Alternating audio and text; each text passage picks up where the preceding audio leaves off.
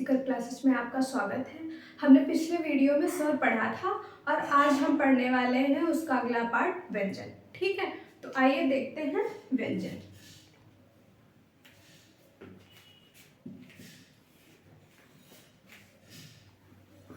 पिछले वीडियो में मैंने व्यंजन की परिभाषा आपको बताई थी और लिखवाई भी थी कि व्यंजन क्या होते हैं जो स्वरों की सहायता से बोले जाते हैं। ठीक है, व्यंजन होते कितने हैं? टोटल व्यंजन जो होते हैं मूल रूप से वो आपके 33 होते हैं और 33 को वर्णमाला में किस प्रकार से विभाजित किया गया है वो देखिए आप।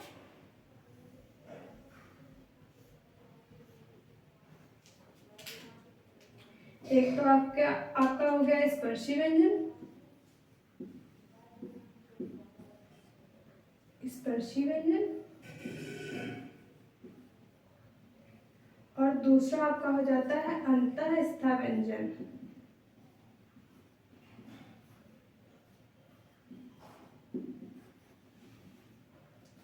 और तीसरा आपका हो जाता है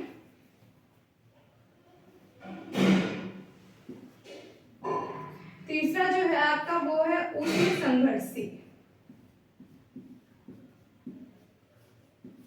ऊष्म संघर्षी। जो 33 व्यंजन हैं आपके उनको इस प्रकार से डिवाइड किया गया है। एक तो आपका स्पर्शी व्यंजन, दूसरा हो जाता है अंतःस्थ व्यंजन और तीसरा है आपका ऊष्म संघर्षी व्यंजन। इनको वर्गीय व्यंजन भी बोलते हैं, वर्गीय व्यंजन। ठीक है, अब हम सबसे पहले पढ़ेंगे क्या? स्पर्शी व्यंजन। तो देख लीजिए आप लोग, यहाँ पे देखिए इधर स्पर्शी व्यंजन।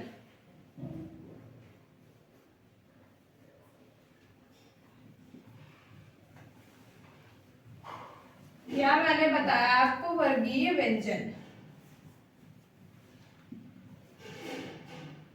वर्गीय व्यंजन। वर्गीय का मतलब ये होता है कि जो वर्गों में दिए हो या फिर वर्गों में विभाजित हो। तो देखिए हम सबसे पहले देखते हैं किस प्रकार से व्यंजन है।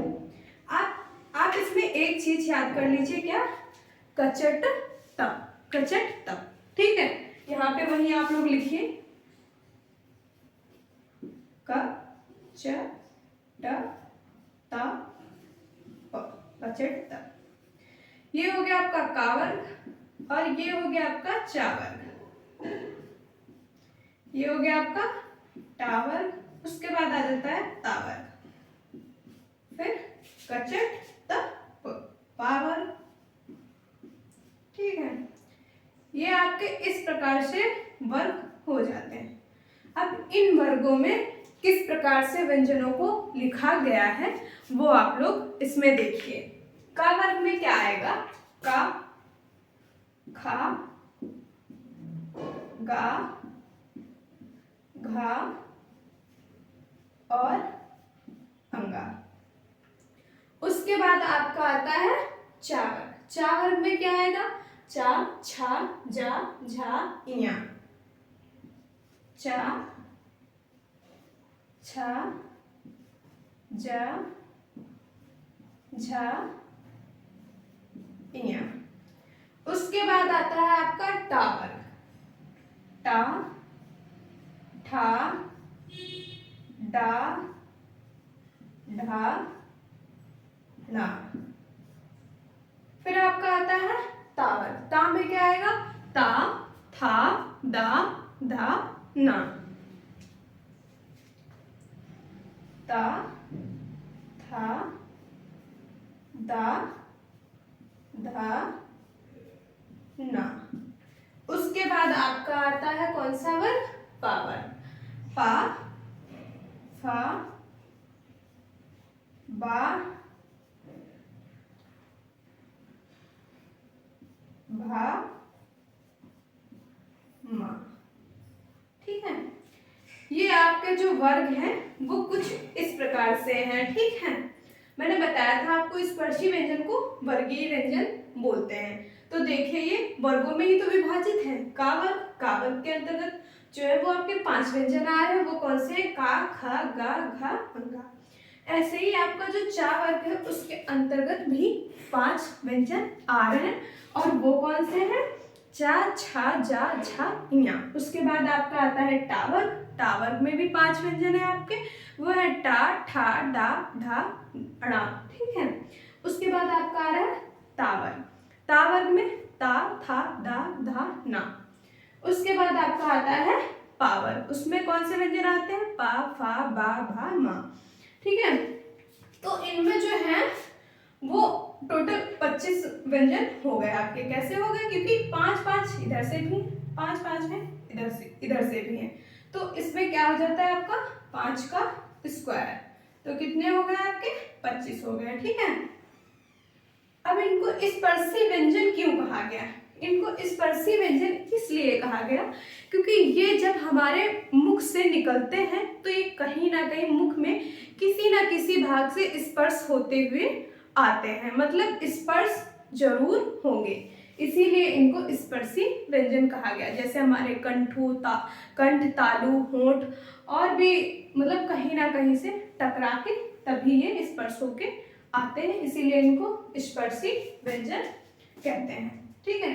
तो इस पे आप डाल लीजिए पहले। तो ये पहली श्रेणी आपकी हो गई, ये दूसरी श्रेणी हो गई, और ये हो गई आपकी तीसरी श्रेणी, ये हो गई चौथी श्रेणी, और ये हो जाती है आपकी 5वीं श्रेणी। ठीक है। अब ये जो 5वीं श्रेणी के जो अक्षर हैं इनको बोला जाता है पंचमाक्षर। पंचमाक्षर या नासिक के बोला जाता है, नासिक के व्यंजन।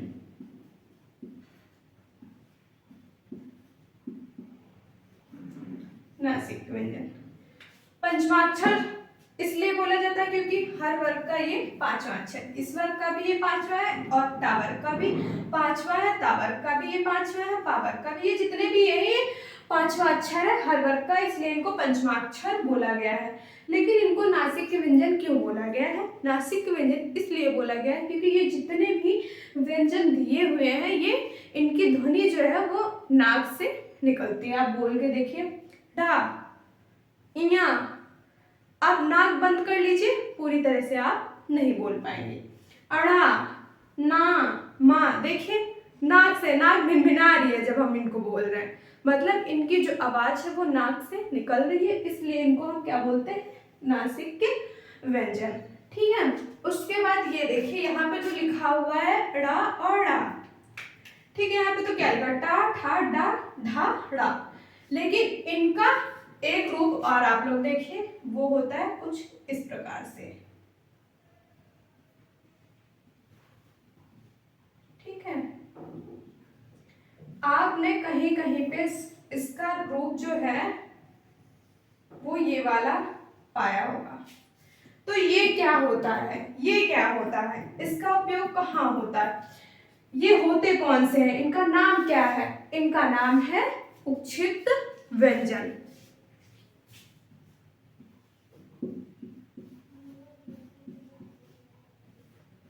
उक्षिप्त व्यंजन। इनको उक्षिप्त व्यंजन क्यों कहा गया? इनकी एक खासियत होती है, वो खासियत ये है कि ये जो व्यंजन है या फिर ये जो अक्षर वर्ण है इनसे कोई भी शब्द कभी भी शुरू नहीं होता, कभी भी इनसे कोई भी शब्द शुरू नहीं हो सकता। ये जो व्यंजन है ये या तो शब्द के बीच में आते हैं या फिर लास्ट में आते हैं। जैसे एग्जांपल देखिए आप लोग, इसका देखिए, सड़क बीच में आया, पढ़ का देखिए, इस पे अड़ा का देखिए, पढ़ लिखा आपने, लास्ट में आया। इसी जगह पे आप पढ़ाई लिखिए, पढ़ाई बीच में आया। ठीक है। ऐसे आप मसूड़ा देखिए, मसूड़ा लास्ट में आया। तो इनकी ये जो है एक खासियत है कि ये कभी भी किसी शब्द के शुरू में नहीं आते। या तो ये बीच में आएंगे या फिर ये लास्ट में आते हैं। ठीक है, इसके बाद आपकी इतनी बात हो गई। अब हम क्या देखेंगे, अब हमने ये वर्ग के जो है ये सारे देख लिए हैं, कितने किस वर्ग के अंतर्गत कितने व्यंजन जो है आते हैं और किसको क्या बोलते हैं। पंचमाक्षर, ये जो पांचवी श्रेणी है इसको बोलते हैं पंचमाक्षर या नासिक के व्यंजन, और इसका जो ये वाला रूप होता है उसको बोलते हैं उपक्षिप्त व्यंजन, और इसके ये जो है एग्जाम्पल है। ठीक है, अब हम देखेंगे यहाँ पे ये कि ये जो वर्ग है इनका उच्चारण स्थान, इनको उच्चारित कहाँ से किया जाता है, कहाँ से होते हैं ये। तो देखिए मैं आपको बताती हूँ एक ट्रिक। क्या है वो ट्रिक? केटीएम 2। आप लोग क्या बोलते हो? पेटीएम 2, लेकिन यहाँ पे क्या है? केटीएम 2। ठीक है, तो देखो KTMDO। केटीएम 2 का मतलब क्या है? यहाँ पे का मतलब होगा यहाँ पे कंठ, और टी का मतलब होगा तालु, और एम का मतलब होगा मूर्धा, या फिर आप इसे मूर्धन्य व्यंजन भी बोल सकते हैं। मतलब इस वर्ग के अंतर्गत जो भी व्यंजन है उनको आप मूर्धन्य व्यंजन बोल सकते हैं। इसका क्या हो जाएगा? दंत। ये क्या हो जाएगा? ओष्ठ। के से कंठ, टी से तालु, एम से मूर्धा, डी से दंत, ओ से ओष्ठ। ठीक है, ये तो आपको बहुत ही आसानी से याद हो जाएगा। का खा गा घा अंगा, चा छा जा छा इया, और टा ठा डा ढा ता था दा धा ना, पा फा बा भा मा। और वर्ग भी आपको याद होना चाहिए, और वो आपको आसानी से याद हो जाएगा। बस आप लोग एक दो बार रिपीट करिए, याद हो जाएगा आपको। तो देखिए ये जो का वर्ग के जितने भी ये व्यंजन हैं वो कहाँ से बोले जाते हैं? वो बोले जाते हैं कंठ से। कंठ मतलब गला। वहाँ ये जो कंठ से बोले जाने वाले वर्ण है वो है का वर्ग के वर्ण, और वो कौन से? का, खा, गा, घा, अंगा।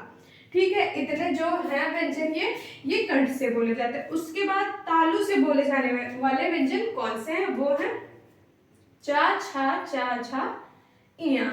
इनको हम कहाँ से बोलते हैं? तालु। तालु का मतलब क्या होता है? जो मुंह के भीतर के ऊपरी भाग से बोले जाए। जो तालु होता है उसको हम क्या बोलते हैं? मुंह के भीतर का ऊपरी भाग जो होता है वही होता है तालु, और तालु से ही हमारे चा वर्ग के व्यंजन बोले जाते हैं। ठीक है, उसके बाद आ जाता है आपका मूर्धा। मूर्धा से जो है वो टा वर्ग के व्यंजन बोले जाते हैं। अब आप बोलेंगे कि मूर्धा क्या होता है? ऊपरी, मुंह के ऊपरी भाग का जो मुंह है, मुंह का ऊपरी भाग मतलब ऊपरी छत जो होती है मुंह की, उसी का जो अगला भाग होता है उससे क्या बोले जाते हैं हमारे? उसी को बोलते हैं मूर्धा। और मूर्धा से कौन से व्यंजन बोले जाते हैं? टावर के। टावर में कौन से आते हैं? टा, ठा, डा, ढा, ड़ा। ठीक है, उसके बाद आपका आ जाता है व्यंजन, सॉरी दंत। दंत से कौन से व्यंजन? दंत तो आप लोगों को पता ही होगा, दंत मतलब दांत। दांत से कौन से व्यंजन बोले जाते हैं? ता, था, दा, धा, ना। मतलब दांत आप बोल के देखिए, दांत के निकट से बोले जाते हैं। पूरा तो आपका दांत नहीं लगेगा, दांत के बिल्कुल निकट से बोले जाते हैं। बोल के देखिए आप लोग एक बार, ता, था, दा, धा, ना। ठीक है, उसके बाद आपका आ जाता है ओष्ठ। जो पावर के व्यंजन है उनको क्या बोले, वो कहाँ से बोले जाते हैं? ओष्ठ से। जैसे बोल के देखिए, पा, दोनों ओर चिपक रहे हैं, पा, फा, बा, भा, मा। ठीक है, तो ये आपके हो जाते हैं ओष्ठ व्यंजन। अब यहाँ पे आपका क्वेश्चन ऐसे आ सकता है कि कंठ वर्ण कौन से हैं? क्योंकि ये कंठ से बोले जाते हैं, तो आपसे पूछा जा सकता है कि कंठ वर्ण कौन से हैं? तो वो आपका हो जाएगा का, खा, गा, घा, अंगा। ठीक है, उसके बाद आपसे पूछा जाएगा कि तालव्य व्यंजन कौन से हैं?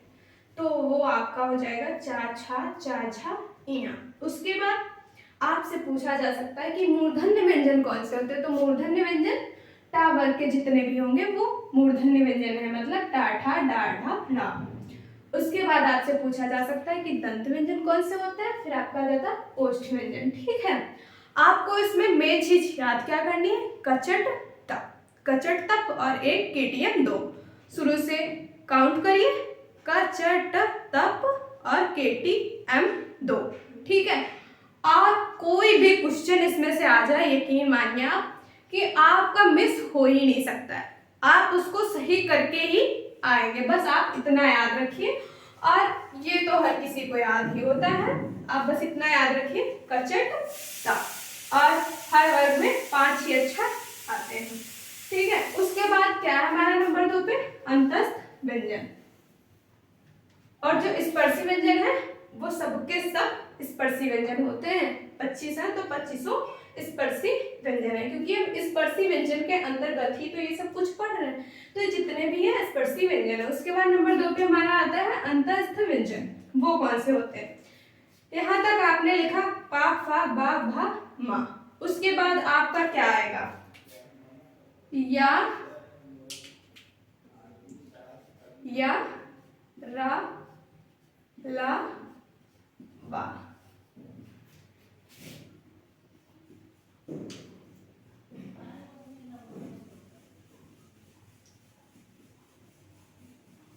अंतःस्थ व्यंजन, अंतःस्थ व्यंजन इसी क्रम में आप लिखिए, क्योंकि हर वर्ग में जो है 5 ही अक्षर यहाँ पे होते हैं, लेकिन उसी के सीक्वेंस से आप यहाँ पे लिखिए कि अंतःस्थ व्यंजन पा फा बा भा मा, फिर इसी लाइन में आप शुरू कर दीजिए, या रा ला वा। ये कौन से होते हैं, अंतःस्थ व्यंजन होते हैं। तो यहाँ पे आप लोग देख लीजिए, या रा ला वा। या और वा जो होता है उसको अर्धस्वर भी कहा जाता है। ये तो अंतःस्थ व्यंजन तो है ही, लेकिन उसके साथ साथ में जो या और वा है उसको अर्धस्वर भी बोला जाता है। कैसे बोला जाता है अर्धस्वर, देखिए, या को कैसे बोला जाता है, जैसे आपने लिखा महिलाएं, महिलाएं, ये लिखा आपने महिलाएं, ठीक है। उसके बाद आपने और लिख दिया महिलाएं,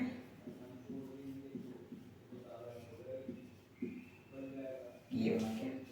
अब ये तो आपका व्यंजन है और ये है आपका स्वर, लेकिन आप क्या है इसको जो बोलते हैं उसमें अंतर कोई नहीं है, महिलाएं महिलाएं, लेकिन एक ही जगह जो है ये या भी आ सकता है और ए भी आ सकता है, इसीलिए क्या है या को अर्धस्वर बोला गया है, क्योंकि ये व्यंजन है और व्यंजन की जगह पे जो है वो स्वर भी आ सकता है, इसीलिए इसको अर्धस्वर बोला जाता है। लेकिन बा को कैसे बोला जाता है वो देखिए, आपने लिखा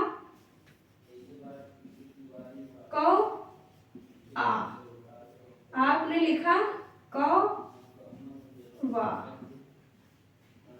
अब वा क्या है आपका, वा तो आपका व्यंजन है, लेकिन आ क्या है आपका स्वर है, इसीलिए इसको भी अर्धस्वर बोला गया है। ये जो दोनों होते हैं यहाँ पे लिख लीजिए आप,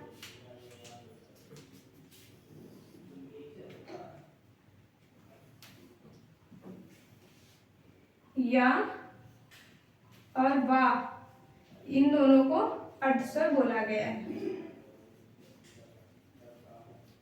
ये क्या होते हैं, अर्धस्वर होते हैं। उसके बाद बात आती है रा की, ठीक है, रा की बात आती, तो रा क्या होता है, रा जो होता है वो इसको क्या बोला जाता है, लुंठित,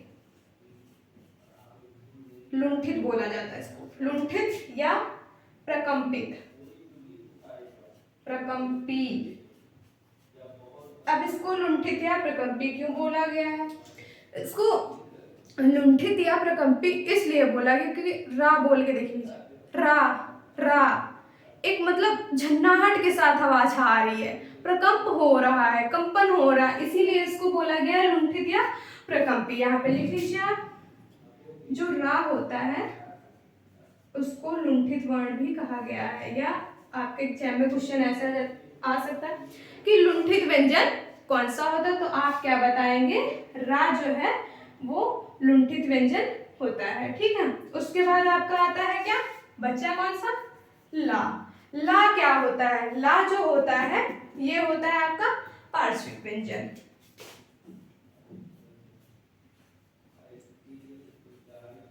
पार्श्विक व्यंजन, पार्श्विक मतलब पीछे वाला। ठीक है, इसको क्या बोला जाता है, पार्श्विक व्यंजन। ये लुंठित या प्रकंपी होता है, ये दोनों अर्धस्वर होते हैं, और ये चारों क्या होते हैं, अंतःस्थ व्यंजन। तो आपको याद रखना है कि आपके एग्जाम में अगर क्वेश्चन आता है कि अंतःस्थ व्यंजन कौन से होते हैं, तो वो होते हैं यारा, लावा। ठीक है, अब इतना आप लोग एक बार स्क्रीनशॉट ले लीजिए या फिर आप लोग इसको नोट कर लीजिए साथ ही साथ में।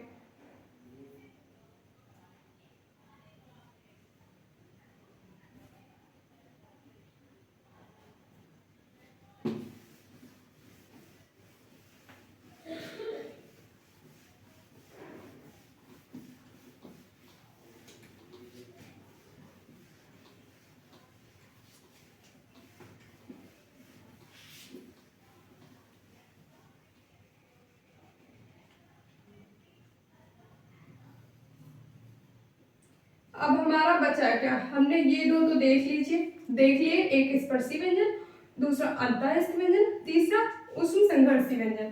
हमने क्या पढ़ा था, कचट त, क च ट त।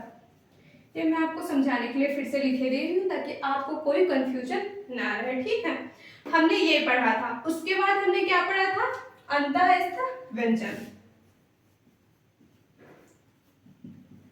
अंतःस्थ व्यंजन। ठीक है, अब उसके बाद आपका क्या, इसमें क्या होता है, का, खा, गा, घा, अंगा। ऐसे ही सब में कुछ ना कुछ होता है, आप लास्ट वाला लिख लीजिए, पा, फा, बा, भा, मा। ठीक है, अब इसी के हम सीध में लिखेंगे तो क्या आएगा, या, रा, ला, वा, और इसी को हम बोलते क्या है, अंतःस्थ व्यंजन। ठीक है, अब इसी की सीध में हम क्या लिखेंगे, इसके बाद क्या आएगा, सा, शा, सा, हा। ठीक है, आपका क्या आता है, शा, शा, शा, हा। ठीक है, इसको क्या बोलेंगे, उष्ण संघर्षी व्यंजन।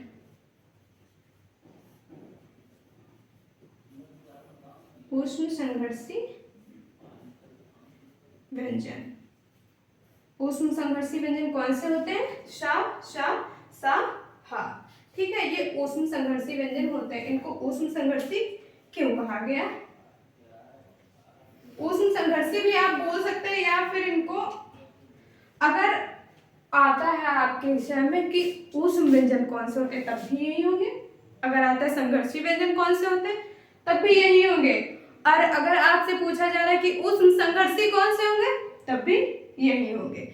इनको उष्ण संघर्षी इसलिए बोला जाता है क्योंकि ये संघर्ष करके अंदर से आ रहे हैं, लड़के आ रहे हैं, और जब बाहर आ रहे हैं तो एक ऊर्जा के साथ आ रहे हैं, इसीलिए जो है इनको उष्ण संघर्षी व्यंजन बोला जाता है। जैसे शा, रगड़ता हुआ आ रहा है, सा, शा, हा, अंदर से क्या है, लड़ता भिड़ता आ रहा है, और इसीलिए मतलब संघर्ष करता आ रहा है, और इसी से क्या होती है, गर्मी निकलती है, और इसीलिए इनको कहा जाता है कि ऊष्मीय व्यंजन, मतलब जिनसे ऊष्मा निकल रही हो।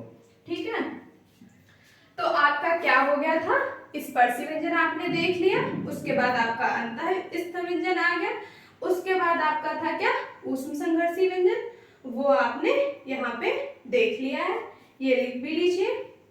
उसके बाद आपका क्या आता है, ऊष्म संघर्षी व्यंजन आपका हो गया, इसके बाद कौन से वर्ण आएंगे, सा, सा, हा, फिर आपका आएगा छ, त्र, ज्ञ,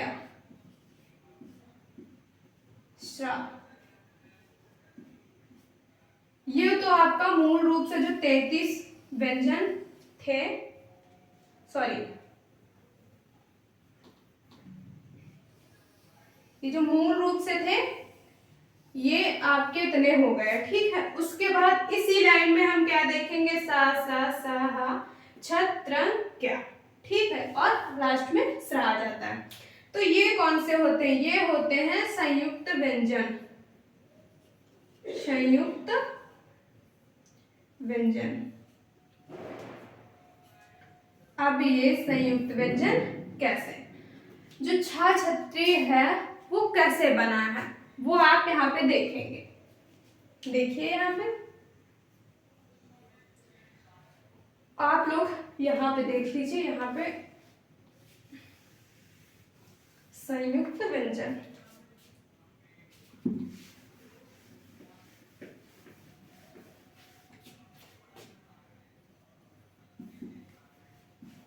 संयुक्त व्यंजन, ठीक है। वो आपके कौन से आएंगे इसमें, छ, त्र, ज्ञ और श्रा, ठीक है। तो ये किससे मिलके बनेगा, क प्लस स, इन दो वर्णों से मिलके बनेगा क्या, छ। त्रा किससे मिलके बनेगा, त प्लस रा। ज्ञ किससे मिलके बनेगा, ज प्लस इया। और स्रा किससे मिलके बनेगा, सा प्लस रा, ठीक है।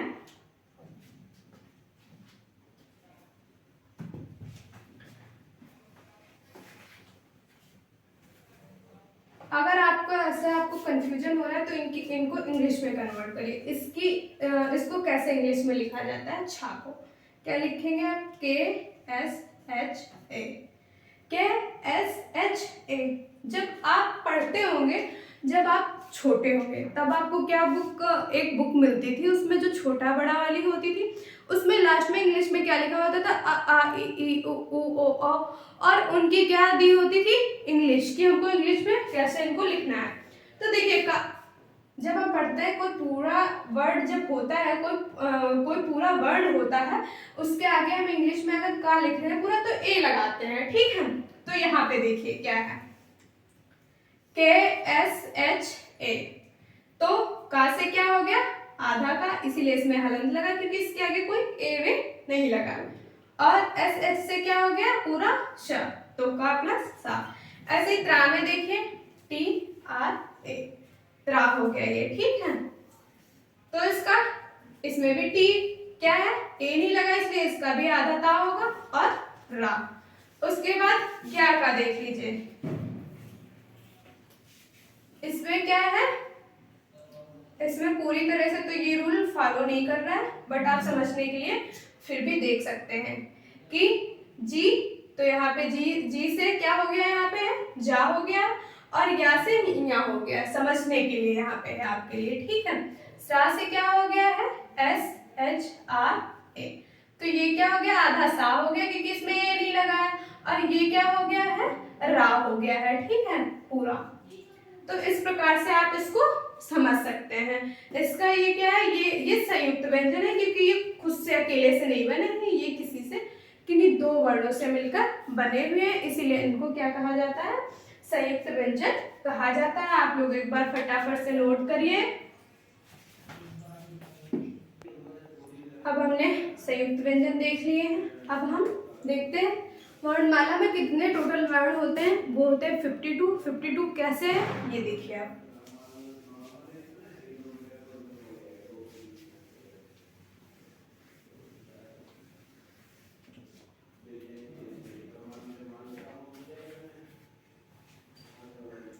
एक तो आपका स्वर कितने हैं, 11 है,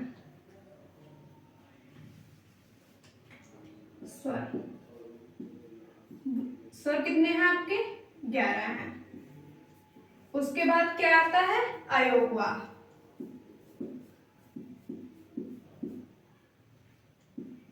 अयोगवा कितने होते हैं? 2। स्वर 11 कैसे?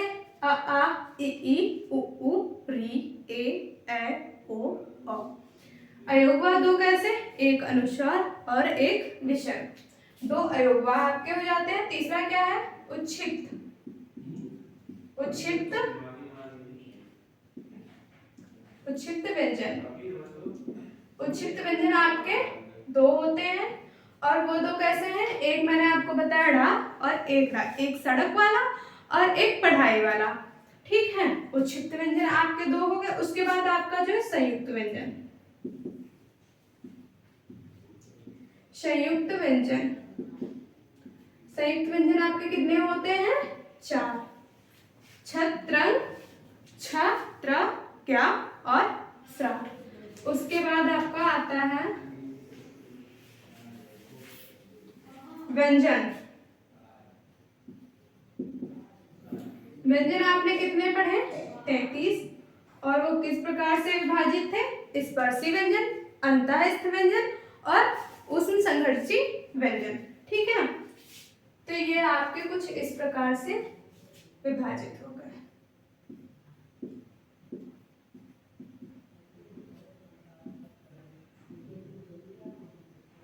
वर्णों की संख्या।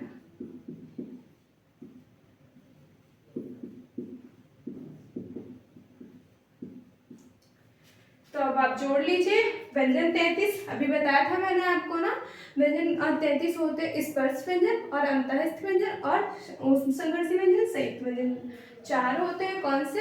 छ, त्र, ज्ञ, स्रा। उच्छिप्त व्यंजन 2, ढ़, ढा। अयोगवा 2, एक अनुस्वार एक विसर्ग, स्वर 11।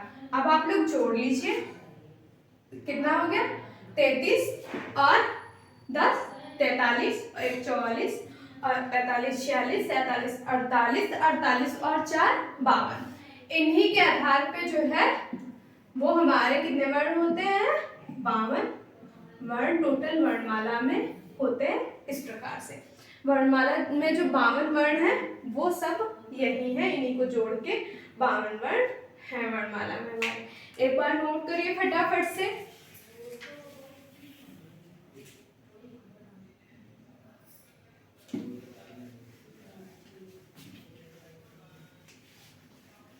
अब हम देखेंगे स्वर तंत्रियों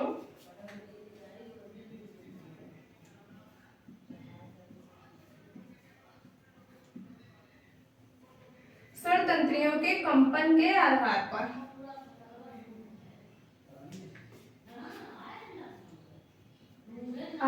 व्यंजन।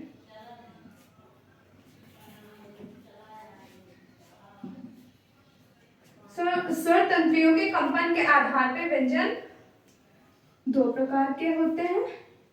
एक तो आपका होता, इसको क्या बोलते हैं, या इसको आप घोषत्व के आधार पर भी बोल सकते हैं।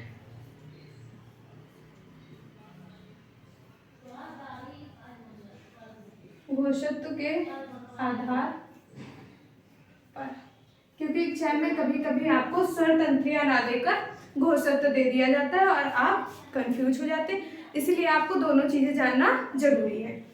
स्वर तंत्रियों के कंपन के आधार पर व्यंजन या घोषत्व के आधार पर व्यंजन 2 प्रकार के होते हैं। वो 2 कौन से होते हैं? एक होता है आपका अघोष और दूसरा होता है आपका सघोष,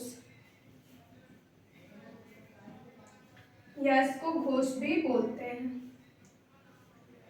अब आप पहले ये जान लीजिए घोषत्व के। घोषत्व का मतलब स्वरतंत्रिया होता है और उसको घोषत्व भी आप बोल सकते हैं और स्वरतंत्रिया भी। घोषत्व का मतलब स्वरतंत्रिया और स्वरतंत्रियों का जो मतलब होता है वो ये होता है कि हम सबके जो गले में कंठ में है वो कुछ स्वरतंत्रियां पाई जाती है जिनसे ध्वनि निकलती है, और जब हमारे फेफड़ों से निकली हुई वायु उनसे टकराती है तो क्या होता है? कंपन उत्पन्न होता है।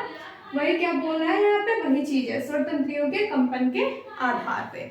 स्वरतंत्रियां हमारे कंठ में होती है, ठीक है, और फेफड़ों से निकली हुई वायु जब उनसे टकराती है तो क्या होता है? कंपन उत्पन्न होता है, और उसी के आधार पे हम आज पढ़ेंगे क्या? अघोष और सघोष या घोष। ठीक है, सघोष को घोष अघोष। अब हम क्या पढ़ेंगे कि दो प्रकार के होते हैं स्वर तंत्रियों के कंपन के आधार पर, एक अघोष और दूसरा सघोष या घोष। सघोष को हम घोष भी बोलते हैं। तो सबसे पहले इसकी परिभाषा देख लीजिए। इनका उच्चारण करते समय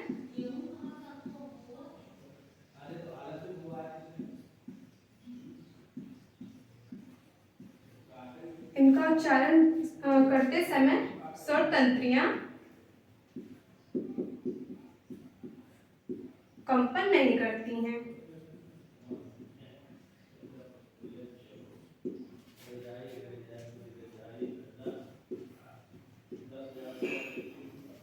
ठीक है। जो अघोष होते हैं, जो अघोष वर्ण होते हैं, उनका उच्चारण करते समय जो है स्वर तंत्रियां जो हमारी हैं, अभी मैंने बताया था आपको, हमारे गले में कुछ स्वर तंत्रियां होती हैं और फेफड़ों से निकली हुई वायु जो होती है जब उनसे टकराती है तो क्या होता है, कंपन होता है। तो इसमें क्या है कि जब इनका उच्चारण करते हैं अघोष वर्णों का तो स्वर तंत्रियां कंपन नहीं करती हैं। तो होंगे कौन अघोष वर्ण जो हैं वे कौन से होते हैं? जो अभी मैंने आपको पढ़ाया था क्या, स्पर्श व्यंजन। स्पर्श व्यंजन में क्या था, स्पर्श व्यंजन को हमने कहा था आपसे कि इनको वर्गीय व्यंजन भी बोलते हैं। तो यहाँ पे क्या होगा,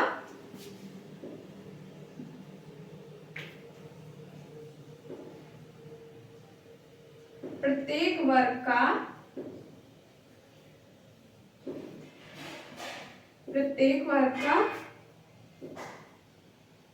प्रथम अक्षर, प्रथम वर्ण और द्वितीय वर्ण,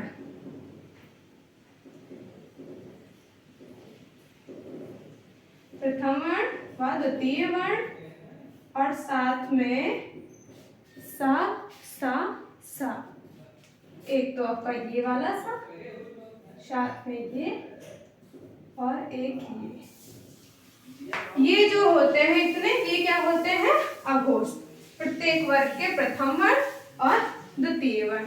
जैसे मैंने आपको बताया था क्या, कचट तप्याद लिखे। तो का वर्ग में क्या होगा, का खा, का पहला है, खा दूसरा है। उसके बाद क्या आता है, का च, कच्च, तो चा से चा छा। उसके बाद टा, टा ठा। फिर क्या आएगा आपका, क च ट ता, तो ता और था। और फिर आपका क्या आएगा, क च ट त प, तो पा और फा और शा सा शा। इतने जो वर्ण हैं आपके, ये सब क्या है, अघोष। इनको आप क्या बोलेंगे, अघोष वर्ण बोलेंगे। ठीक है, यही आपके हैं प्रत्येक वर्ग के प्रथम और द्वितीय वर्ण।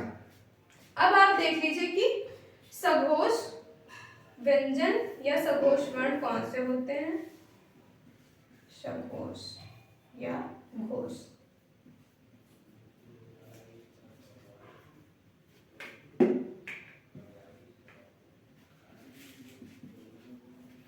ठीक है, इसकी परिभाषा क्या होगी कि इनका उच्चारण करते समय जो हमारी स्वर तंत्रियां हैं वो झकृत होती हैं या फिर कंपन उत्पन्न करती हैं। इनमें क्या था, कंपन उत्पन्न नहीं करती थी, लेकिन इसमें क्या होगा, इसका विपरीत होगा, कंपन उत्पन्न करेगी।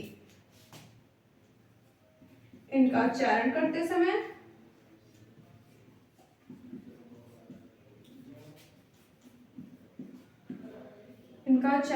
समय स्वर तंत्रियां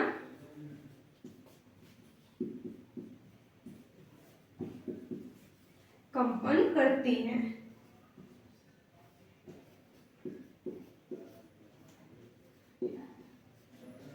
अब घोष व्यंजन या सघोष व्यंजन होंगे कौन से, तो ये देखिए, इसमें क्या था, प्रत्येक वर्ग का प्रथम वर्ण और द्वितीय वर्ण, साथ में सा शा सा। लेकिन इसमें क्या होगा, जो आगे के बच्चे हैं वो होंगे इसमें, प्रत्येक वर्ग का द्वितीय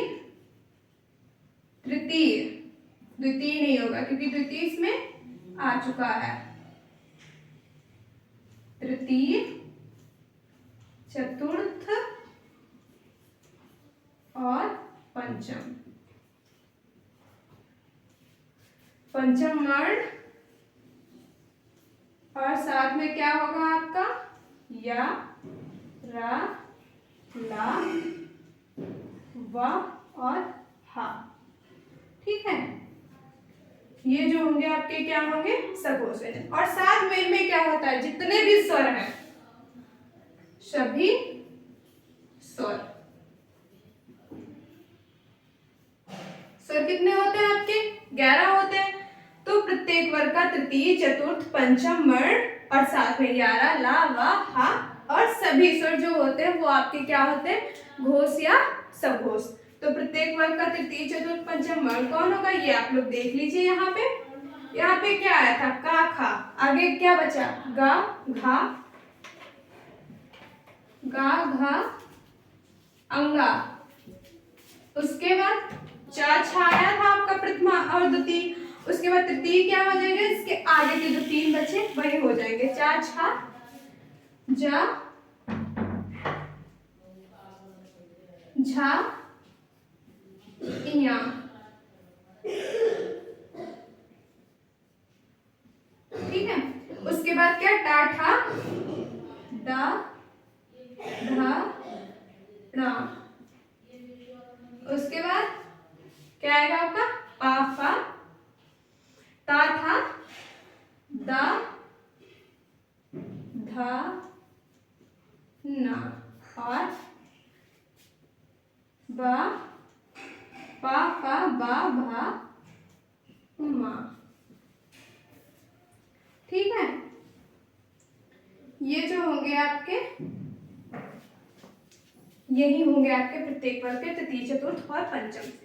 दो तो यहाँ प्रथम और द्वितीय तो यहाँ लिखे हुए हैं, तृतीय, चतुर्थ और पंचम वर्ण ये आपके दिए हुए हैं। गा, गा, गा, गा, घा, अंगा, जा, झा, इया, डा, ढा, ड़ा, दा, धा, ना, बा, भा, मा। उसके साथ में मैंने बताया था आपको या, रा, ला, वा, हा और सभी स्वर, सभी स्वर जितने भी स्वर होते हैं। लेकिन इसमें से जो ज्यादातर क्वेश्चन आपका बनता है वो कहाँ से बनता है, वो ये बनता है यहाँ से। प्रत्येक वर्ग का मतलब प्रत्येक वर्ग का तृतीय, चतुर्थ, पंचम वर्ण क्या कहलाता है, तो वो आपका हो जाएगा घोष। ज्यादातर की बात मैं करूँ जो पूछा जाता है आया है अक्सर आपके पेपर में वो यही है कि प्रत्येक वर्ग का तृतीय, चतुर्थ, पंचम वर्ण क्या कहलाते हैं, वो है आपके घोष या सघोष। लेकिन आपको ये भी याद रखना है यारा, लावा, हा और सभी स्वर। ठीक है, आप इतना फटाफट से नोट कर लीजिए या फिर आप लोग स्क्रीनशॉट ले लीजिए।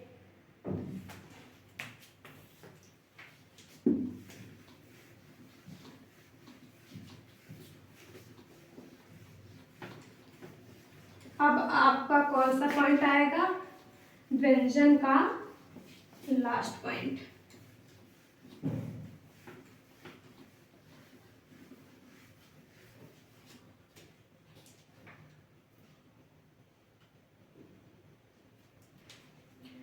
प्राणवायु के आधार पर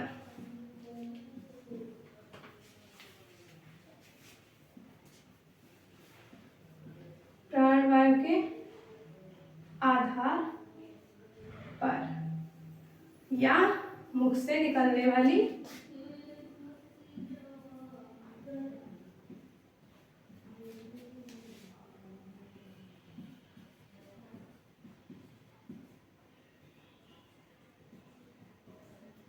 श्वास के आधार पर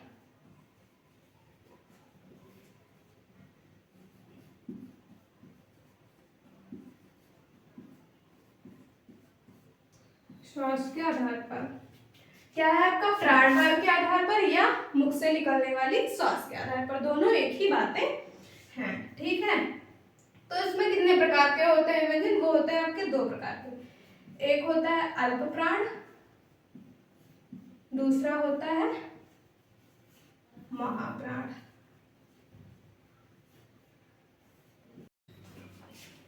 प्राणवायु के आधार पर जो व्यंजन होते हैं वो दो प्रकार से बांटे गए हैं। एक तो आपका होता है अल्पप्राण और दूसरा होता है महाप्राण। अब आप कहेंगे कि अल्पप्राण क्या होता है और महाप्राण क्या होता है। अल्पप्राण मतलब जिनमें से जिनको उच्चारण करते समय फेफड़ों से निकली हुई वायु की मात्रा कम हो, वो होते हैं क्या, अल्पप्राण। इनका उच्चारण करते समय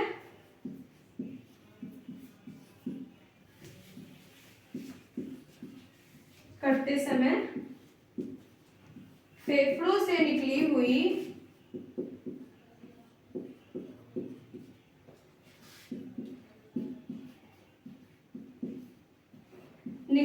वायु की मात्रा कम होती है।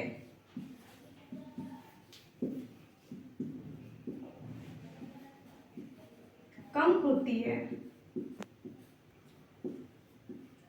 और उनको क्या बोलते हैं, अल्प प्राण।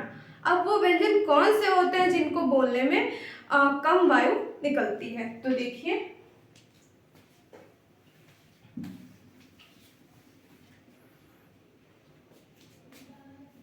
मैंने आपको वर्गीय व्यंजन पढ़ाए थे, उसमें मैंने आपको वर्ग के हिसाब से व्यंजन बताए थे। तो इसमें क्या है, प्रत्येक वर्ग का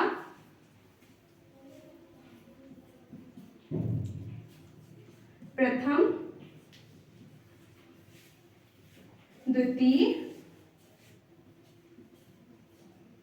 और जो पंचम वर्ण है, पंचम वर्ण, और साथ में क्या होगा आपका अंतःस्थ वर्ण। अंतःस्थ वर्ण आपके 4 होते हैं और वो 4 कौन से होते हैं, यारा, ला, वा। अंतःस्थ वर्ण ये जो होते हैं ये कौन से होते हैं आपके अल्पप्राण। इनको बोलने में फेफड़ों से कम वायु निकलती है। ठीक है, प्रत्येक वर्ग का प्रथम, द्वितीय और पंचम वर्ण, साथ में अंतःस्थ वर्ण। अंतःस्थ वर्ण कौन से होते हैं, या, रा, ला, वा। मैंने आपको जो वर्गीय व्यंजन या फिर स्पर्शी व्यंजन पढ़ाया था वो वाली सारणी आप लोग बना लीजिएगा। और ये अल्पप्राण, महाप्राण, अघोष, सघोष सब कुछ उसी में से आप लोग पढ़ लीजिएगा। ठीक है, आसानी से समझ में आ जाएगा आप लोगों को। उसके बाद देखिए नंबर 2 क्या है, महाप्राण। महाप्राण इनका उच्चारण करते समय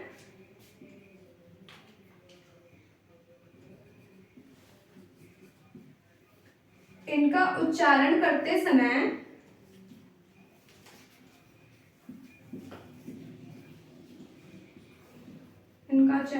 समय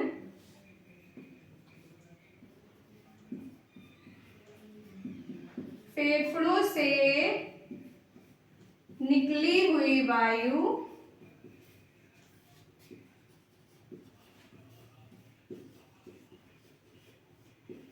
की जो मात्रा होती है वो अधिक होती है।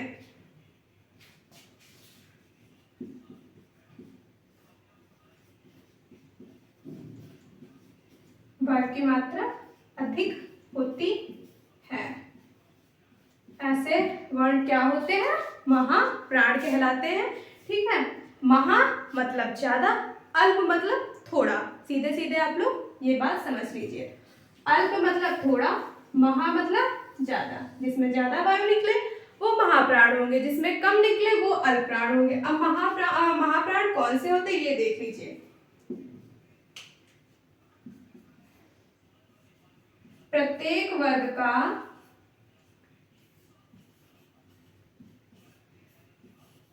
द्वितीय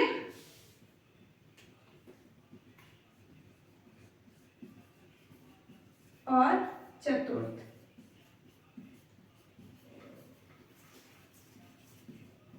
द्वितीय और चतुर्थ वर्ण और साथ में ऊष्म वर्ण।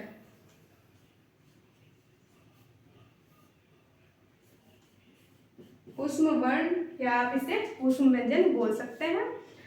ऊष्म वर्ण मैंने आपको बताया था कौन से होते हैं, शा, शा, शा, सा, शा, शा। ठीक है। ये उष्म वर्ण होता है, इनको उष्म वर्ण क्यों कहा गया ये भी मैंने आपको बताया था, क्योंकि ये अंदर से रगड़ते हुए आते हैं या फिर लड़ते हुए आते हैं, और जब बाहर निकलते हैं तो एक गर्मी के साथ, एनर्जी के साथ निकलते हैं, इसीलिए इनको उष्म वर्ण कहा गया है। तो उष्म वर्ण देख लीजिए, यहाँ पे लिख लीजिए, शा, सा, सा, हा, ये हैं आपके उष्म वर्ण। ठीक है, ये जो आपके इतने हैं ये क्या हो गया, महाप्राण। यहाँ पे अच्छा एक चीज देख लीजिए आप लोग, प्रथम है, फिर तृतीय यहाँ पे होगा, सॉरी द्वितीय नहीं तृतीय होगा, प्रथम द्वितीय छोड़ के तृतीय, चतुर्थ छोड़ के पंचम, और जो छोड़ा गया यहाँ पे है द्वितीय और चतुर्थ, वो किस में आ गया आपका, महाप्राण में आ गया। तो आपकी व्यंजन की क्लास खत्म होती है, जितने भी पॉइंट थे वो मैंने आपको बता दिए। अगर आपको फिर भी कोई डाउट है तो आप लोग कमेंट सेक्शन में कमेंट जरूर करिए। धन्यवाद।